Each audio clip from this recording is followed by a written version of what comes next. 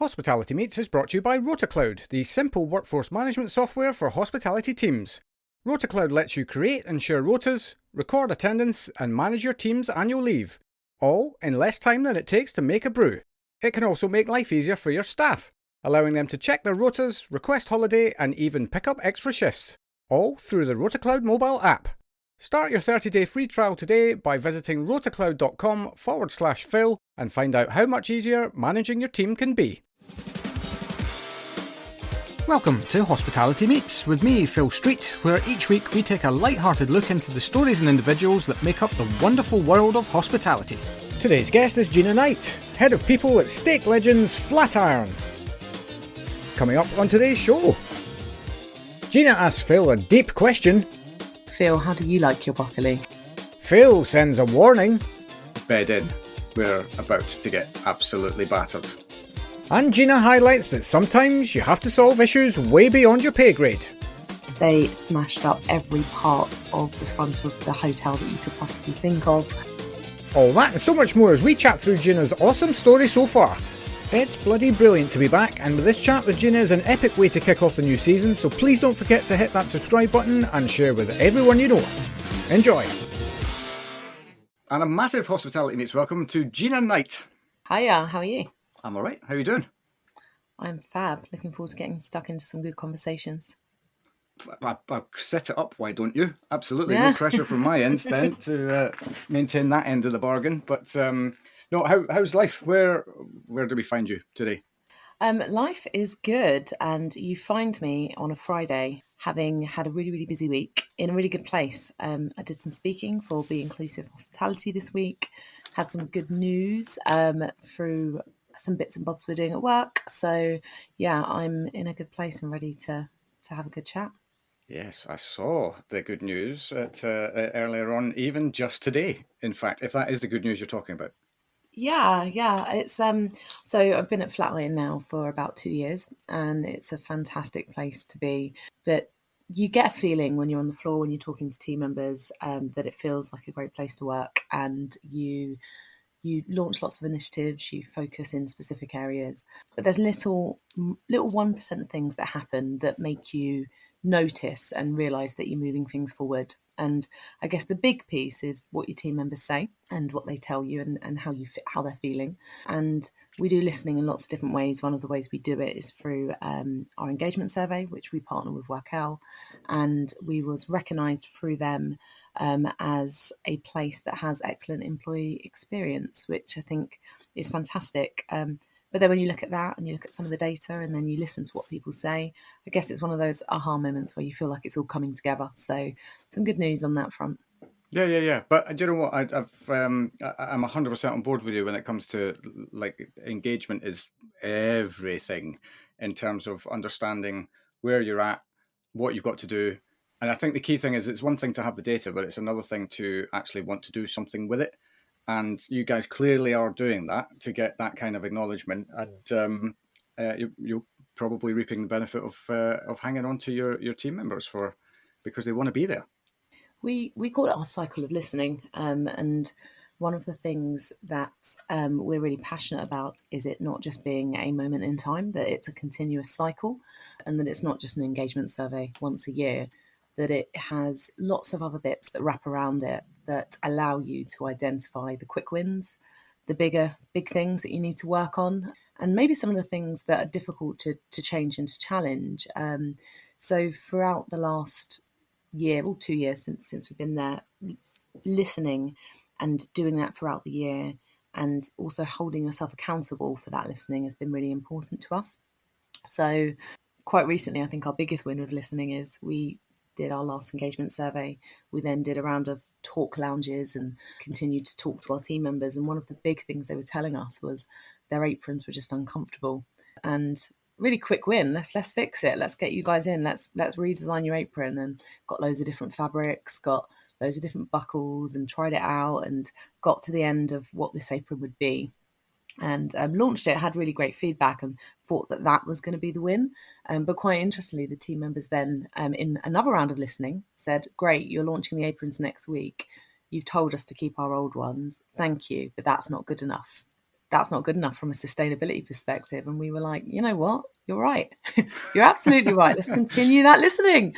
So we then said, okay, we challenge you to make something out of them. Show us what you can do. And oh my gosh, I was blown away with what we got back. Team members made hammocks, they made bags, they made cushions, they made remote holders, dresses.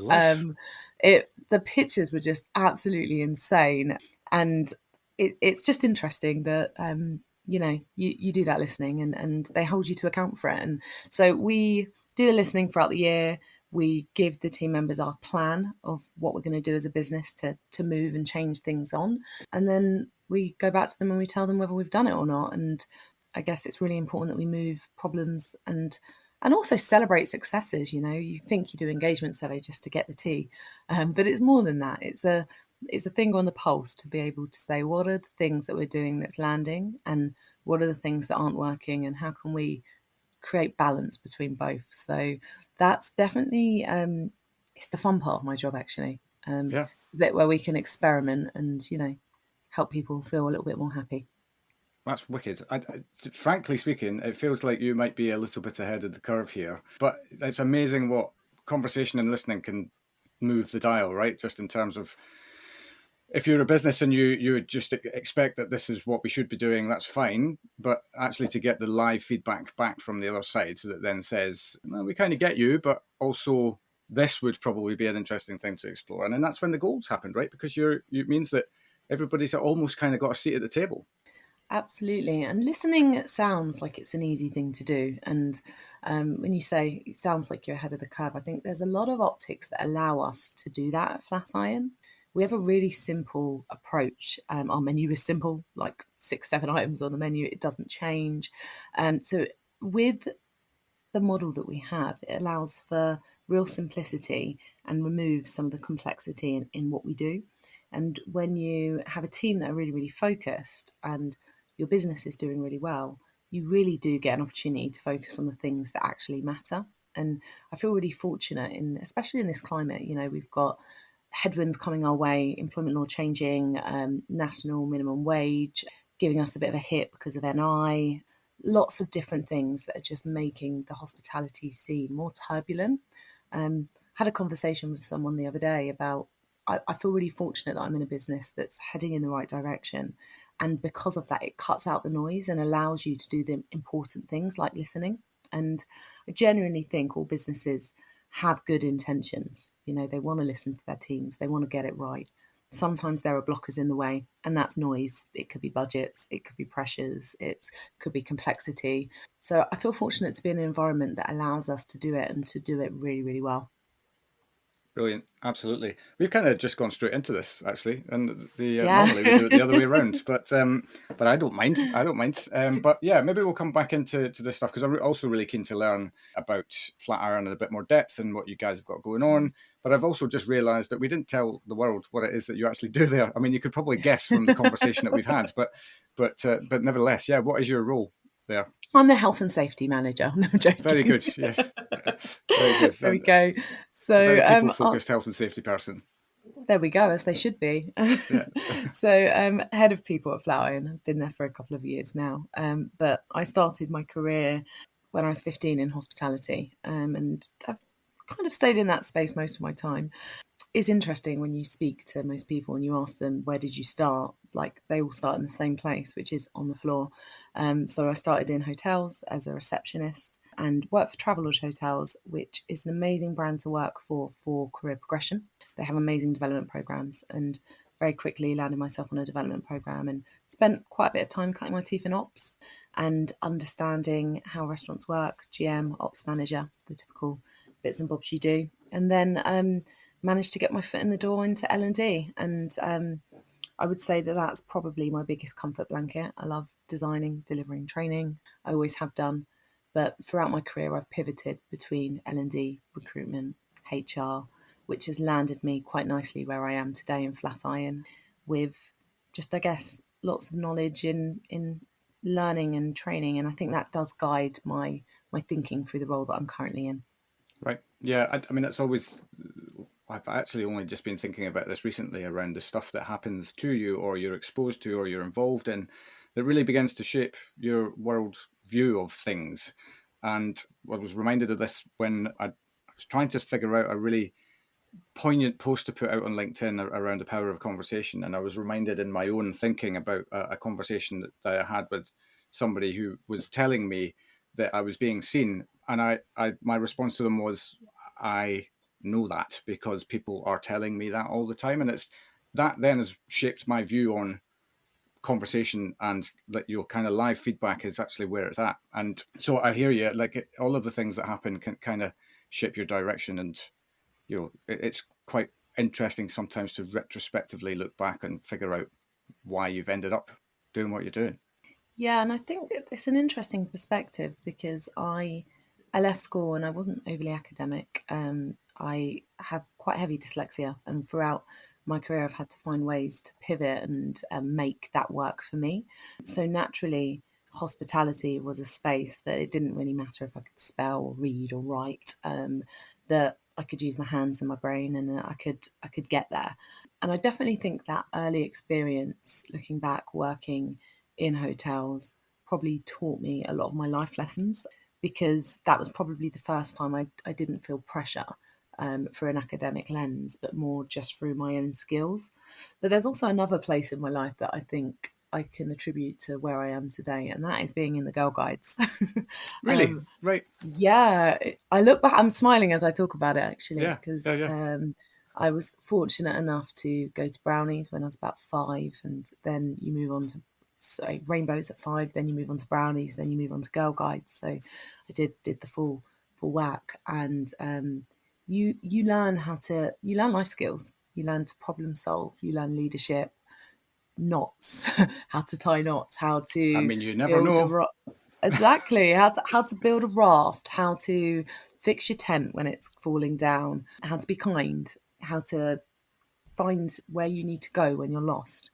All of those skills I learned through the Girl Guides and through lots of camps, and lots of, you don't realise that that whole organisation runs from volunteers, and they are 100% volunteers. And I didn't have that realisation until I've been passionate enough about it that I've sent my daughter. She's decided that she wants to go to Cubs and Scouts because she loves a bit of football and likes to play with the boys. And they've asked for volunteers, and I volunteered, and I've become a treasurer. And the amount of work you have to do, and the commitment to the leaders that the leaders have, and the passion, is just absolutely phenomenal. But essentially what they're doing is they're paying it back to children and giving them those life skills. And I generally think that I got my job when I was 15 because I was in the Girl Guides and I was quite put together. I was used to communicating. I was used to working in a team. I was a patrol leader at, I think, the age of like 12, which means I was responsible for 6 Girl Guides. And you could argue how responsible I was. I remember one camp, I took a couple of bottles of hooch and tried to get drunk in the tent. So I wasn't that responsible. We've but all been there. We've all been yeah. there. Well, hooch is showing my age, right? It totally is, yes. You're absolutely speaking my language in age terms. Yeah, but I generally think that that probably prepared me for my first job. The And my hooch, you mean? first job, definitely, Yeah. definitely that. It's all the hooch. Yeah. Is But hooch even still around? do you know what? I had a comeback a few years ago, but I Really? think it's lived a slow death again. I'm not Right. too sure. As it Maybe we probably need to have a should. hooch sesh one day and see where Yeah. we end up. Yes, indeed. Or not, maybe. I Yeah, think. or Yeah. not. Yeah. But I really love that. Never really fully considered, what organizations like that do to for you in terms of the skill set that it's giving you. And I suppose now with retrospect, you can look back and maybe see that that's one of the reasons why I think you use the words put together. Mm. And so when you make that step into the first proper job, as it were, that maybe you've just got a few more things kind of figured out rather than coming into it like a rabbit in the headlights. Definitely. I like to think of it as almost discipline. You had to turn up. You had to turn up in uniform. Your uniform had to be ironed. You had badges that you had to work towards, which were goals. And you had to plan how you were going to do it, and you couldn't do those on your own. And when you think about it, they're all the things that you have to do when you get your first job. And I remember in a previous role, we launched an apprenticeship, because we wanted to shortage of bakers in the UK, and we wanted to grow our own and make our own. And we did an apprenticeship, and naturally apprenticeships attract young people. And I remember these 17-year-olds turning up on their first day, first week, first month, and we really had to teach them how to get a bank account, how to call sick, how to tell us they're late, how to deal with a challenge at work. If they can't find their uniform, where do they get it from? And I guess I look back on the gift that I had through girl guiding, and I wasn't as lost. And I generally think that it taught me a lot in my life. And look at those apprentices, and I know times have changed since then, and obviously the world's had a lot happen in the last few years. But I do think the world's a better place with organisations like that support young people, to just give them a level up and give them a step into something. Because work's difficult at times, New world is like starting a new chapter of your life. Yeah, no doubt. I think isn't Bear Grylls the head Boy Scout or whatever they're called these days? Yeah, he's recently just stepped down. Oh, So has he? Okay. he did a good few years, and he's recently stepped down, and they've appointed a new person. And shame on me for not remembering his name, but he's an absolute amazing guy. So if you're listening to this, go and Google who the new head scout is, and you'll learn a lovely story about him and his journey into scouting. Interestingly, he's a person of colour, and he talks about his story and moving into that space, and really, really inspirational guy. I just wish I can remember his name. Yeah, well, you see, this wouldn't happen on the Joe Rogan podcast, would it? They'd just get somebody to call it up, and then we know and we move on. No, so, I mean, I suppose we could Google it live now, but that's fine. Yeah. I'll find it and put it in the show notes. Sounds good. Yeah, that's what we'll do. So you were, forgive me, well, no, don't forgive me. This is kind of the show, I suppose, but where you very kindly took us through your journey, but very, very quickly. So I'm going to have to go back and kind of take you through again. So you started as a receptionist. Only this morning I was speaking to somebody about that should almost be conscripted as national service for everybody to do a stint on a reception desk, because what you learn in that time of having to solve problems in the moment, not necessarily having all the tools to fix them in the moment, I just think is unbelievably valuable experience. 110%. I think what people don't see with hotels is they don't actually close. They are 24-hour businesses, and the receptionist that is there on the desk is actually responsible for the building. They're responsible for every single bedroom that's in that hotel. On average, most hotels have about 100 rooms, some have 500, but they're responsible for every single bedroom, every single appliance, every single door lock that could go wrong, every single TV remote or teaspoon that isn't there. But they're also responsible for the people and how those people behave and how much noise they make or how much noise they do or don't like to listen to. And if the towels are there and if the towels are on time, there's just so much that they're responsible for, and so much that you come across that's the weird and wonderful. I had a great time working in hotels, being on reception. And you are asked the strangest questions, and the funniest and weird and wonderful things happen to you. Yeah. But it definitely is a role of multitasking. I think that looking back, I had so much fun. I definitely had so much fun. And again, another lesson in life. I am where I am today because of some of those journeys. Being overbooked and having 100 rooms, selling 105 by just the system doing that. And then people checking out going, how can I get that room cleaned? But I've got 4 people in front of me and one person's complaining and that person needs a hairdryer, and where did all those things, But they are environments that create good places to collaborate with teams. You've got to work together to make it happen. Yeah, totally. My first proper job, well, it wasn't my first proper job. I worked as a bartender in a holiday park, which was a proper job. But I had aspirations to go and work on cruise ships, and the first job that I got on a ship was a reception desk attendee, and I ended up, I had a love-hate relationship with it in the end, because I think there's probably a lifespan with it in terms of how long you can be kind to people when they're not being kind back. And in some of the instances on ships, we would just wait for the voice of doom, which would be the captain coming over the tannoy to say, regrettably, we're not going to make it into this port, which is usually because of weather or something like that. Nothing you can do about it. Act of God, one might say. And then we would just know as receptionists, right, bed in. we're about to get absolutely battered. And I found that in the early stages of my life really interesting, and like almost wanted to tackle the bigger problems, because you kind of get, dare I say it, a little bit of a taste for it. And the opportunity to right a wrong, to get somebody on side that's not currently on side, and all of these things is actually quite a rewarding experience at the end of it as well. For sure. You've just put a thought in my mind, because this morning I was listening to the news, and there's been this big fire at Heathrow, isn't there? And it's grounded all of the flights. And I did have a thought of those people in those hotels that have people that are stranded there, or don't have rooms for people who need somewhere to go. And you do get a taste for it, I think. You almost it drives a resilience to not let it beat you, but to have those situations, come out of it, and almost win people over, and make friends almost. But I think sometimes people do have their shelf life with it. You've got to love it. You've got to love people. You've got to love problem solving, and you've got to be resourceful. And it's not for everybody. No, but it's an absolute wry look at what goes on in life.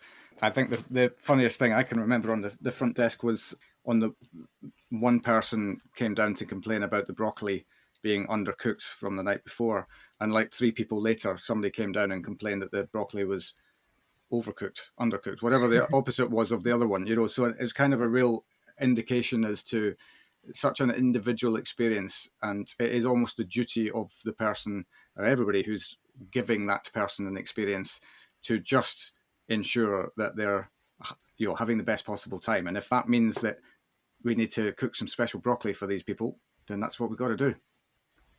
The first thing that went into my head as you were saying that was to say, Phil, how do you like your broccoli? I'm an undercooked guy. I like a bit al dente. I'm a soggy and let it all. Well, there you are. So there we go. We are the two polar opposites. I think that's what it is. How do you be curious and just how do you like it? What can we do to help you? How can we make it work? It's just being curious and seeing how you can meet their needs. Yeah, I think it's also this can be made or broken by the people you're surrounded with as well, in terms of your team members, but the leadership that you look up to in that moment. And I remember that time so fondly with the people that were my leaders on board. They always had my back, always trusted me to make the right decision. And even if it wasn't the right decision, kind of just make the decision and then learn from that. And I just think that's such a valuable place to be when you've got that in your life, especially in your formative years. I think you're onto something there. Quite recently, we've just done a round of listening engagement survey, and there's a question that says, I rarely feel anxious at work. And we can look at that question and benchmark it against the industry and against the global results. And our results were sitting above both, so we can sit happy. But naturally, that is a question in hospitality that rates quite low. So when we had a talk lounge with the team members, I asked them, what's behind that? What would make you anxious about coming into work?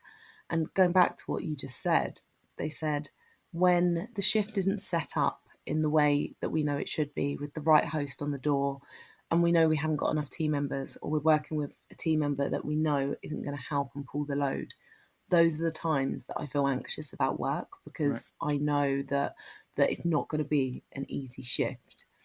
And I thought that's really interesting, because it's essentially how you set up their day, and that feeling starts before they even walk through that door. And I guess on a cruise ship, you're there constantly, aren't you? I guess that's the heightened element of it, is that you don't get to necessarily go home. You're in it all day, but restaurants are open for long periods of the day. And I found it really insightful, the team members saying that, because it's not rocket science, but how important it is for our managers to plan a shift and ensure that they've got the right people in the right place. It does impact on people's well-being and their feelings and their safety within that team. And essentially, the bigger impact is their happiness. So I think you're 100% right and onto something there. It's definitely a thing. Yeah, absolutely. if we keep on at this rate, we're going to take 4 hours to do your Be journey. all So we day, should yeah. probably move forward a little bit.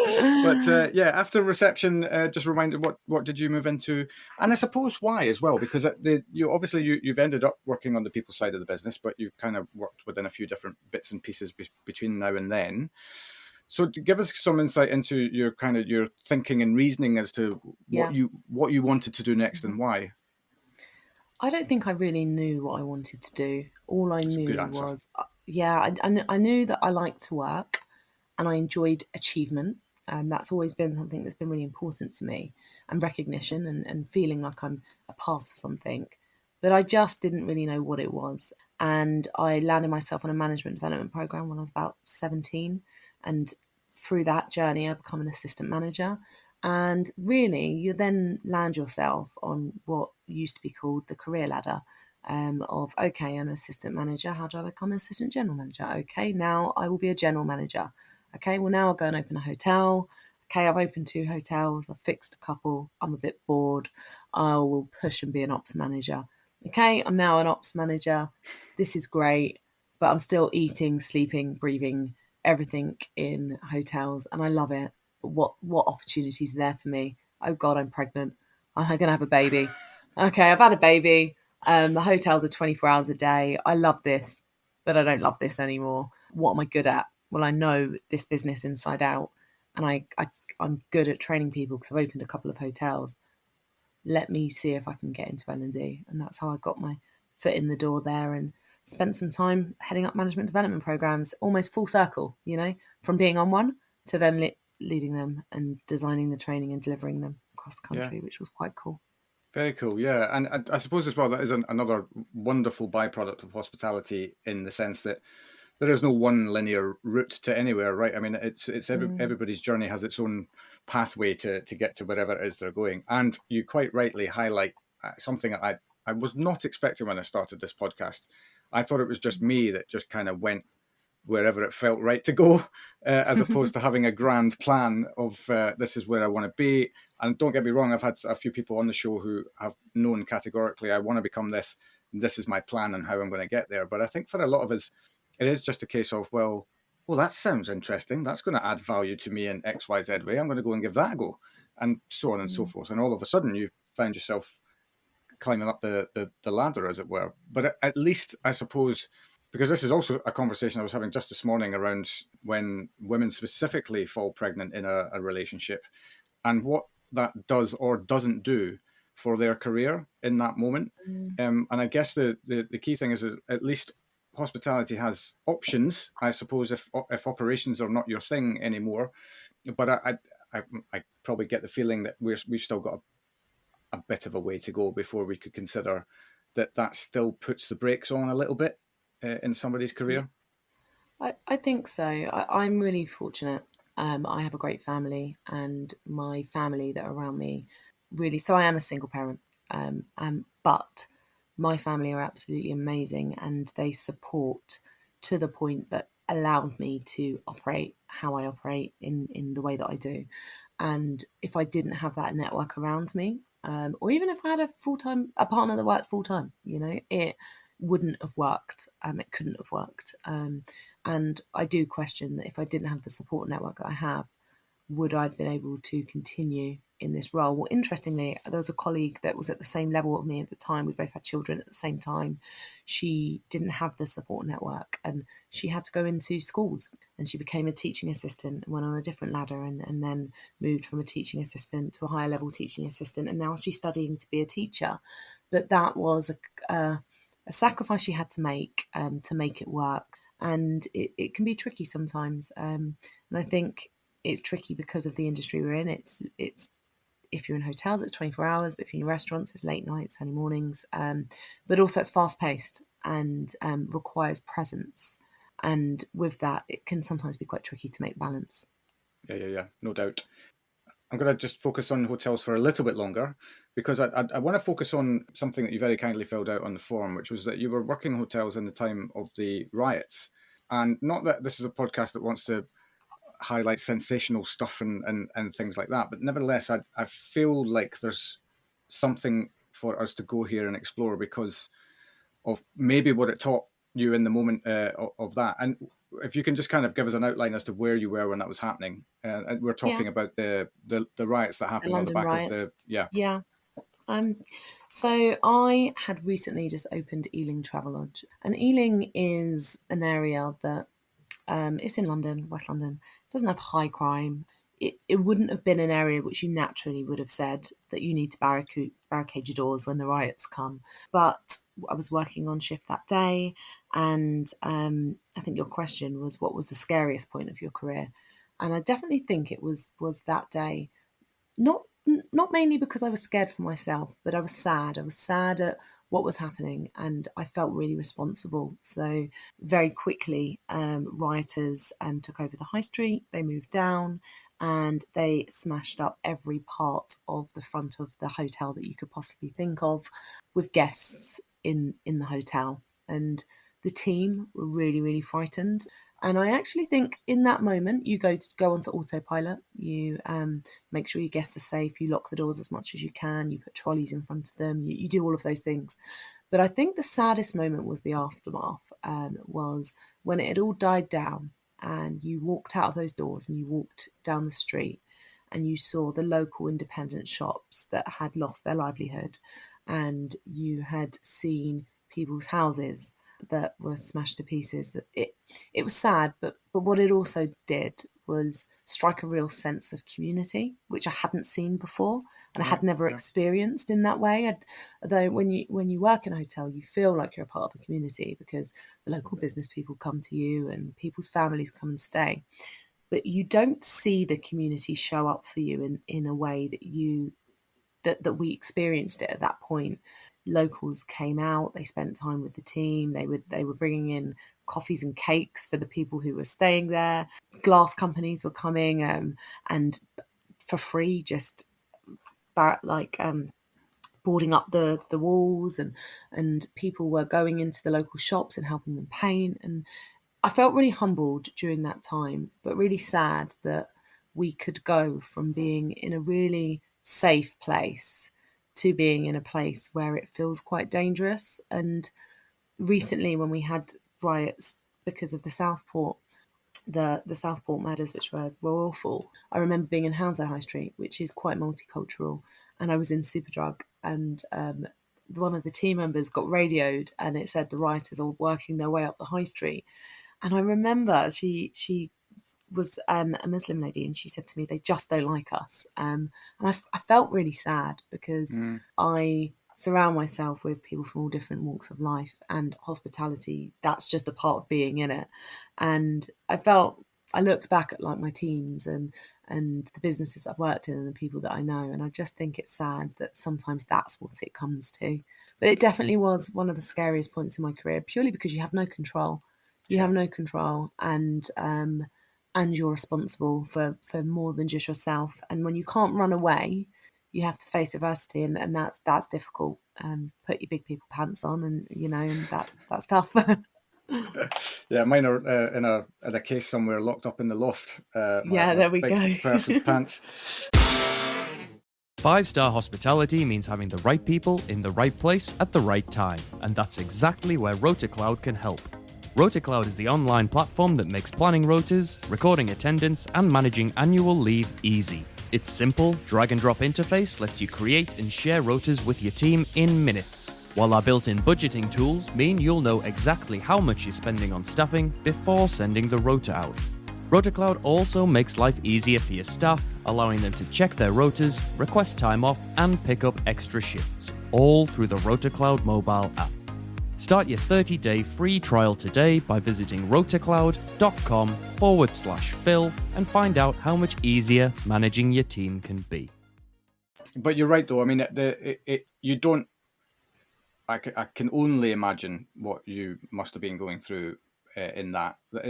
Mentally, physically, the whole shebang probably played out right in front of your eyes. But out of the ashes, there's always something that comes from it, right? And it's even as a positive person, I'm trying to find the positivity in something like this. But the positivity sometimes can be just a simple thing that it reminds us all how fragile this all can be, how things could be taken away from you when they're out of your control.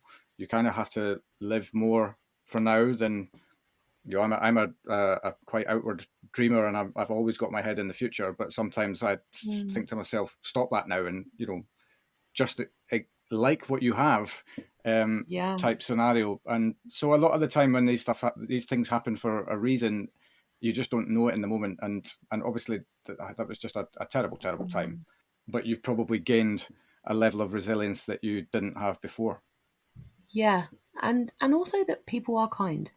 Yeah. That the small group of people that represented that big catastrophic incident almost aren't the community, and the community don't believe and behave that way, and kindness does exist, and I think that was probably one of my biggest learnings, that bad things can happen, but your communities will show up for you in the time that you need them to. So yeah, totally.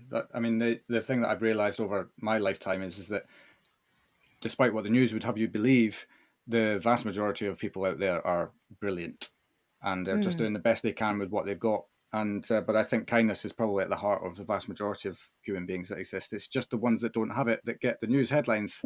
Yeah.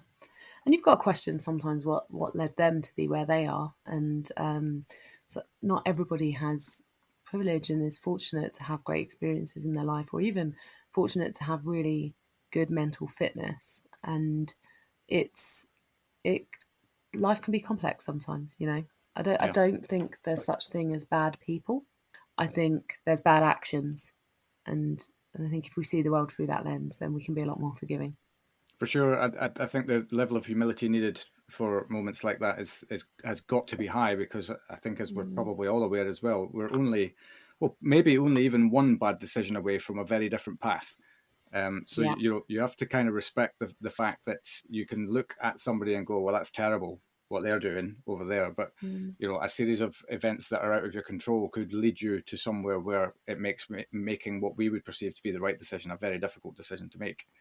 Absolutely. Anyway, God, we have gone deep, have we not? That's yeah, we have. that is all on me as well, all on me for wanting to go down that path. But no, I'm just fascinated because there's all manner of atrocities that have happened over our lifetime, whereby hospitality continues, and hospitality still kind of shows up and is there and can be the pillar to that community that they need in that moment. And I just always love that part. Adversity is an inevitable part of life. You just don't want to see adversity to that extent. I think that's maybe on a consistent level, at least. Yeah, it's good to remind ourselves though with what has happened, because whilst it's past, it still happened, and when you remind yourself, it kind of grounds you. Yeah, completely. Anyway, back to positive. Yeah, let's do this. Yeah, complete your journey. So you made the move into L&D.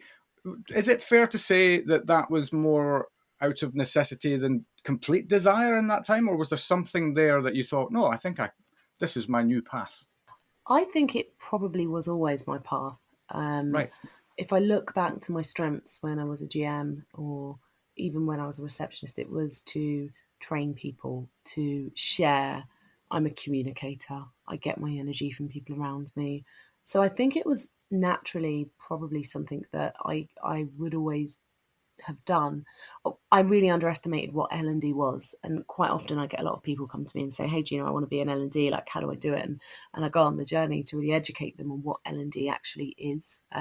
People believe that L&D is standing up in front of a room of people and training them, and yes, there is a big element of facilitation. There's a lot of design that goes in there, a lot of intention, a lot of evaluation, a lot of embedding, and it's not as sexy as what it's painted to be. Right. Well, that depends who's doing it. I think it's really sexy. Yes. But when you go to a workshop and you sat in front of someone who's just really inspirational and you go, I want to be that person. Actually, it's not as simple as that. And the biggest milestone that you get when you first go into L&D and it's all fresh to you is design your own workshop. And that's when you're like, where do I start? This is actually quite hard. So I think it was always something that was in my DNA, absolutely, for sure, because I'm quite creative. and I'm glad I stumbled upon it. Right. And this was still within Travelodge that you got your Yeah. move there? Yeah, so I was there for 13 years, and I think for the last 4 years was in their L&D team, heading up apprenticeships and management development programs. Right. And you got to the end of that 4-year stint, and what happened then in terms of what do you think? Where am I going next? So this is going to make me sound like a really shallow person, but I wanted to go to Ibiza, and my best friend was also in L&D in the same role as me, and we both couldn't take time off at the same time. So we said that we'd both look for new jobs, and whoever got the new job first would go, and that would mean that we could both go to Ibiza and have the best holiday of our lives. We was not intending that we'd both find a new job.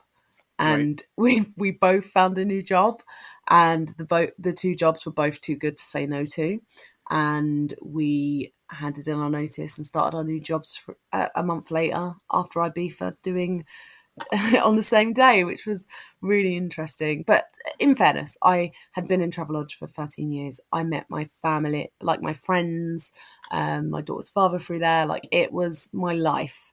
And if you cut me open, I was blue inside. There comes a time when you need change, and it was the only job I'd ever had, and I just needed change and a good holiday to Ibiza, and I got both. Well, let's not underplay the importance of holidays in all of this. Yeah. Rest and recuperation. I was late to the party in thinking about that, but now I just wouldn't be without that time to take the brain away from your day. And it really is for me more about the brain than it is about anything else. Just the ability to switch off, do something, whatever Ibiza has to offer. Yeah, I also think a reason why I needed to take that trip, and I think it was a part of me growing up, was I started in hotels when I was 15, and because I was so young, I had to grow up very quickly. I was a general manager by probably 18, and therefore I was old before my time, Right. and I didn't do the things that I would have liked to have done when I was 18. So when I was 18, I was running an airport hotel. I should have, well, not I shouldn't have been, I should have been. There's no right or wrong, but I would have loved to have been in Ibiza having fun, raving away, and I didn't do that.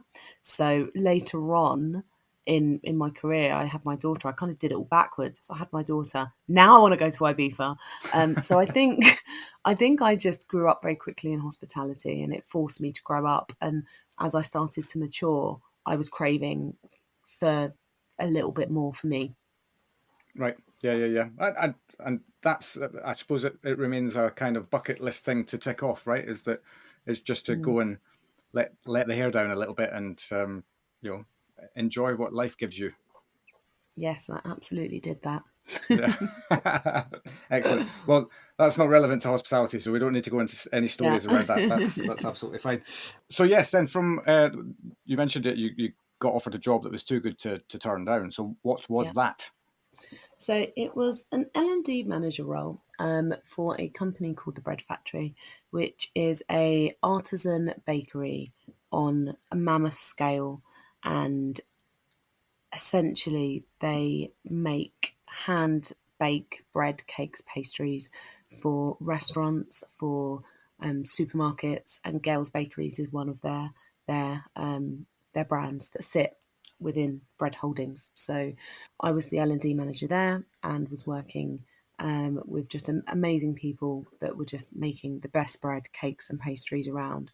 And at the time, Gale's only had 23 bakeries. I think they're sitting on probably about 130, 40 I was going to say, now. it might be a little bit bigger than that now. Yeah, when I left, they had 118. But it was a fab journey of just watching the craft in baking that doesn't really exist in the UK, because most of our goods are manufactured through machines. And it's honestly the most magical place when you walk into a bakery and there's hundreds of people hand rolling croissants and making bread. It smells amazing, and to be a part of that was incredible. Yeah, we have a very different relationship here with bread, don't we, than on the continent. This is one of the things I love to this day about France, is that it doesn't really matter where you stay. You're probably going to be about 100 or 200 meters away from a boulangerie where you can go and get some fresh bread, fresh croissants, and all of that. Whereas I feel like we might be getting there now with a lot more artisan companies opening up. We've actually just had one around here. In fact, Gales is coming here as well. So Nice. You've made it. Yeah, You've indeed. made it if Gelder comes to your hometown. Absolutely. I think they probably just said, well, Phil's bought so many of those potato and rosemary sourdoughs that we should probably just go and open one near him. He'll keep us alive on his own. I mean, wow, and a different kind of company as well, I suppose, from what you were used to at the time. So how do you adapt when, or is it kind of you just take the same framework that you've learned and just adapt it to the people and the products that you're in? For the first 6 months, I felt like an absolute deer out of headlights and questioned my place in that role. And I realised it wasn't the role, and then it wasn't me. It was change. When you work for a business for 13 years, and that's the only job that you do, removing yourself from that environment and removing yourself into another one, it's like going to a different country. And if you was to migrate to another country, you have to learn the language, you have to learn the cuisine, you have to learn where to go, you have to learn where not to go, and all of the rules and the unwritten rules that happen. And I really took a while to get my head around that. And it is a very complex business because of how much they make by hand. But once I'd got my head around that, actually, I just went with the flow. So the L&D role, naturally, we went into the pandemic and it morphed into L&D and HR. And then after the pandemic, huge recruitment crisis, it morphed into recruitment. And towards the end of my time there, I was heading up the talent team and the L&D team. So it was in a dual role, doing both. And I found the journey throughout the 4 or 5 years that I was there great for just flexibility and to be able to play and dabble in new things. And it was all circumstantial because of what was going on around us in the world. But it really enabled me to just try things out. And I came to the conclusion that I loved recruitment and I loved L&D as the business was growing. I probably had to narrow my focus and either do L&D or do talent. And I wanted a slice of talent, HR and L&D, and I probably wasn't going to get it there. So it was a really difficult decision to move on because it's a great place to be, and I loved working there. And I probably could have stayed there a lot longer, but I wanted more slice of the pie, and that's how Flatiron landed on my lap. Right. Okay. So that has brought us kind of full circle then into your current role, and you now get to do all of those things that you wanted to do. Absolutely. When I joined Flatiron, they didn't have a 4-people team. They were just forming it at that point. So I joined. They had a talent partner and L&D manager, and they had an interim people director, which was great. She put some foundations in place. But really, there was a blank canvas for me, which was so exciting, and that's probably one of the reasons why I signed on the dotted line. Just so much opportunity, just to make your mark and do what you want to do and how you want to do it. So I've had the joy over the last 2 years of just having fun and playing, and building, just putting some strength into how we recruit great people and putting some strength into how we develop people and focusing on listening and all of those things that sort of make it what it is, as I've managed to spend time in the right places, which has been great. Yeah. Where do these ideas come from? Or do you seek your inspiration from the people that you've worked with over the years that have kind of given you little snippets here and there? Or because I suppose that the landscape changes frequently, and there's always something new. There's always a new problem to get round. I mean, we've got one coming very, very shortly in April, but I would imagine that the vast majority have now planned their way around that. But yeah, so how do you keep yourself on your toes, I suppose, is the question. I think it's a really good question. I have a bit of a mantra that I like to be aware of what's going on around me. It calibrates me with the reality of what's going on. So networking, understanding how people have done things, benchmarking data, it's really, really important. But I also have a rule that I don't necessarily want to copy what people do. And it's okay to copy what people do, but actually, if you can do things differently, that's pretty cool, right? And it's authentic because it's how Flatiron would do it, or how Gina would do it, and I look back to, for example, when we were launching our benefits, and we could have done, we did benchmarking, and there were lots of places that were doing, I don't know, Porternity, you have a baby and not a baby, a dog, a cat, you Yeah. get a day off work or get your birthday off, or we could do those typical things. But is that really going to make us stand out as an employer? And what's important to us at Flatiron? Because that might not necessarily align with what those things are. And we came up with some really cool benefits that the team members gave us feedback on. We've got a benefit called Beef Up Your Honeymoon. Get married, have a week off on us. So there's different things that you can do. And I am guided by what people are doing around me. But I also do challenge myself to be different. And one of the visions I have for Flatiron as a place to work is, I think saying I want to be a best place to work I want us to be a best place to work is it's difficult to measure, and best is best to who, everybody, it's very subjective. But I would like us to be a standout place to work. That when you say Flatiron, people say, oh, yeah, they're doing that thing and that's a little bit different. Like we launched a benefit where we give our managers a beef bank. They get a monthly allowance, and that allowance depends on their role, and they can spend it on whatever they like. And if you hear the things people have bought with their beef bank, it's hilarious. Some people have bought PlayStation vouchers, some people use it to pay their Netflix, some people have bought a pillow, but it's different and it's standout. And I think that's been my mantra through training, development, all of those things is calibrate yourself, know what's going out there, but do it your way. Love it, absolutely love it. And I'm thinking, are there any jobs you need me to do right now? I could absolutely use a beef bank in my life, but I had a vision in my head that it was just basically going to be putting a lot of beef into the bank, and then I could draw on the beef whenever I wish. Well, they get free meals in the restaurant, so I think they're all beefed out. But Right. the beef bank is just basically a fund that just accumulates that you can spend on yourself for you. And it's been pretty cool hearing what people have spent their money on, and it's their choice. The reality is if we were going to do a blanket approach and give everybody gym, only maybe 20% would use it. And if we wanted to get, I don't know, a GP service, only 10% might use it. But people always say, well, just give us money. Well, that's quite tricky, but we could give you an allowance for your well-being and you could spend it on what you want. And that's been a bit of a game changer. So, and I just love watching what people are spending their money on. It's great. Yeah. That's wicked. So what does Flatiron have in its entirety at the moment, and what is your kind of direction of travel? So just yesterday, we welcomed 90 amazing team members on board for one of our biggest openings yet, which is South Bank. Wow, so and you're making time to have a chat with me today on the back of that. That's quite remarkable. There we go. It's because we've been really organised, and I don't know how it's been a labour of love.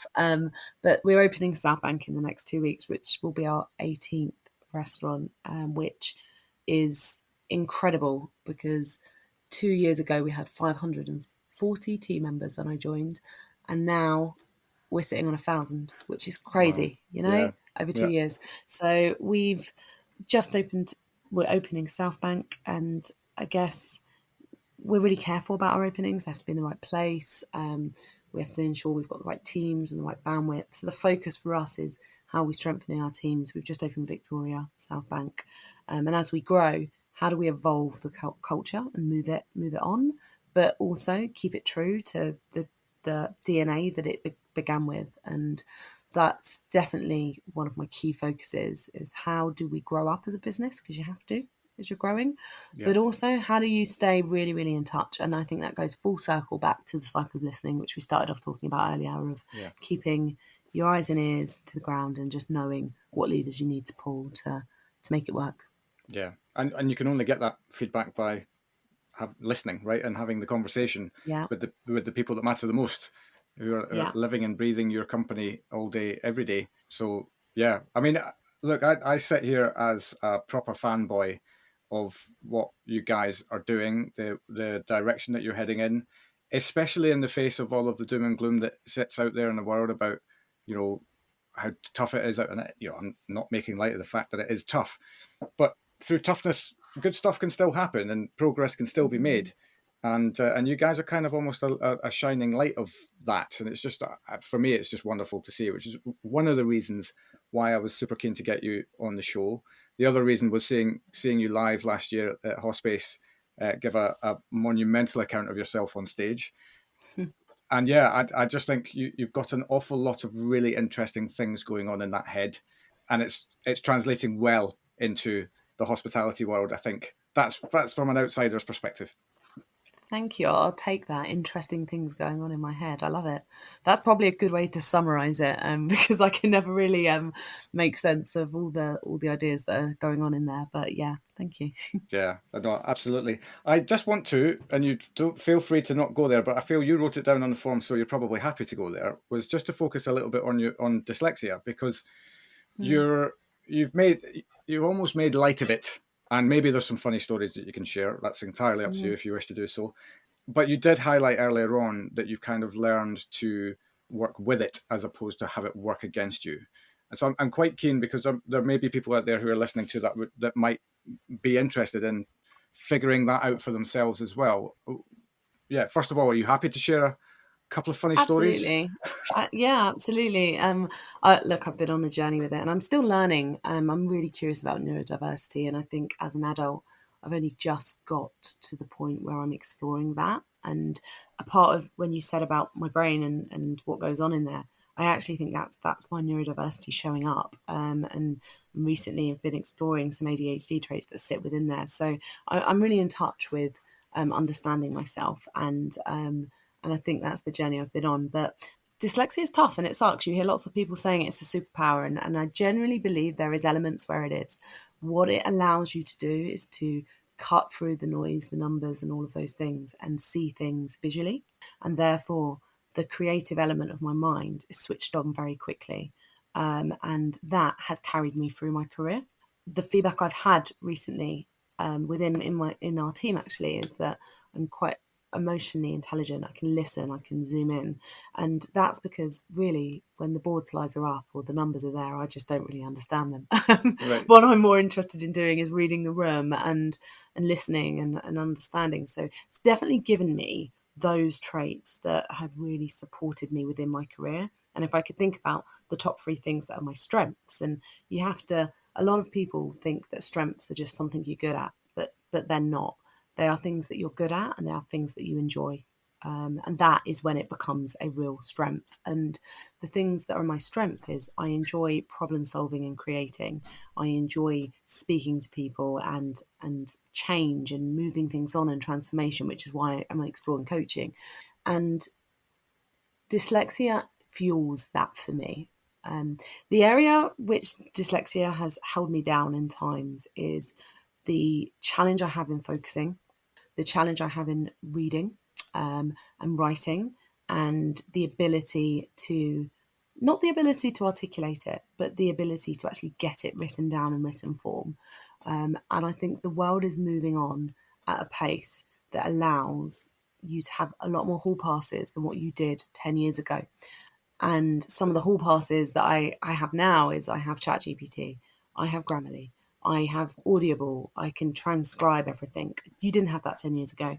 But I've made some really funny mistakes. I've been in workshops where I wrote things on the flip chart, and instead of writing accountability, I've wrote a word that should never be repeated with a swear word in it, and people are laughing and thinking, what is that word? Or I remember once I was talking to a people partner and I submitted a piece of work to her, and I said I was supposed to write competencies all over the document. I wrote conspiracies, and she was a bit confused that this person was writing about conspiracies within the business, and so I made a few of those rookie errors over my career, and actually I think they just make me me. They make me laugh. They very quickly make me realise that I'm human, and I'm not alone. There's lots of people that experience dyslexia, and there's lots of people who don't realise that it's a trait they have.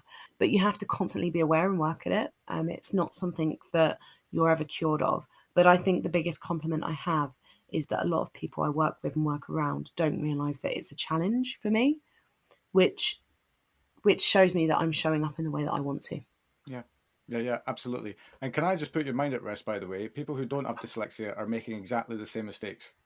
I'm sure. The one about accountability, Yeah. it wasn't accountability was the word that went out on my email to a database of about 400 You put a U in it.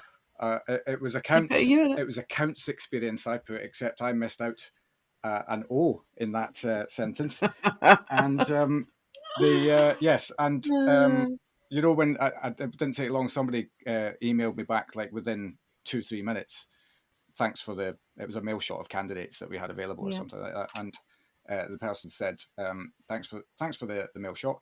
You might want to check the third line of your email. And when somebody says that to you, you go, oh God, what have I done? And then I saw this word sitting in there that had gone out to all of our clients. And and I just thought, I'm going to get sacked. I'm going to get sacked. This is the thing about dyslexia, though. If someone says to you, read the third line, you generally still can't see the issue. So when I was in this workshop and people would go laughing at the same problem, I couldn't even see what it was until I said, what's the problem? Say it out loud. Come on, hit me. And they were like that. And I was like, okay, boom. And then you laugh and you move on, eh? Yeah. But the greatest lesson I learned in that is that one, look, we all make mistakes anyway, right? But two is that, as you quite rightly say, it's just you, right? And you just do what you do, and somebody can either engage with it or they can't, and that's really on them. That's not on you at all. And that's the thing that I took from that. And I got so much engagement out of it because people were like, oh, human being, right? So, yeah, you're that guy. Yeah. And I picked up work on the back of that. So, it just shows you the professionalism comes in many, many forms. Yeah. I might try that if I want to get some work in the future. I was thinking about that. But maybe just next do Monday's it again. Yeah. LinkedIn post. Yeah, exactly. Superb. Thank you so much. It's been an absolute joy to have a chat with you today. As I say, I can't wait to see what you guys get up to next. It's super exciting times for you by the sounds of it, and long may that continue. Thank you, and I'm looking forward to. You told me you had quite a few podcasts you're recording today, so I'm looking forward to hearing them all. Very good. Thank you very much, and I'll see you soon. Cool. Thanks, Gina. Bye-bye. And there we have it. It was beyond awesome to get some time with Gina, and if you're not following her on LinkedIn, get over there now as she shares some world-class reflections from her life so far. It's great to say that I'll be back again next Wednesday with another cracking story from hospitality, so until then, thanks so much for listening, and I'll see you next week.